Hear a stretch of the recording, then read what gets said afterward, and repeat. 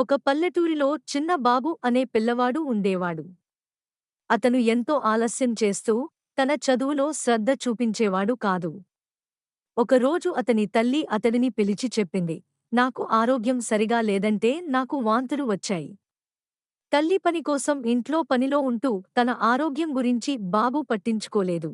కొద్ది రోజులకు తల్లి అస్వస్థత అధికమై ఆసుపత్రిలో చేరింది.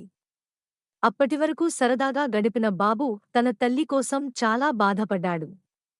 రోజూ తల్లి పక్కన కూర్చొని ఆమెను ఆదుకునే ప్రయత్నం చేశాడు.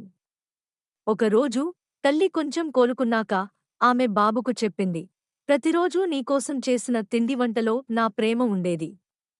కాని ఇప్పుడు నా ప్రేమకు విలువ తెలియక నీ ప్రవర్తనలో మార్పు లేదు. ఆ మాటలు బాబు గుండెను తాకాయి. తల్లి ప్రేమను కాపాడుకోవడం కోసం అతను తన ప్రవర్తనను మార్చుకుని చదువులో మెల్లిగా శ్రద్ధ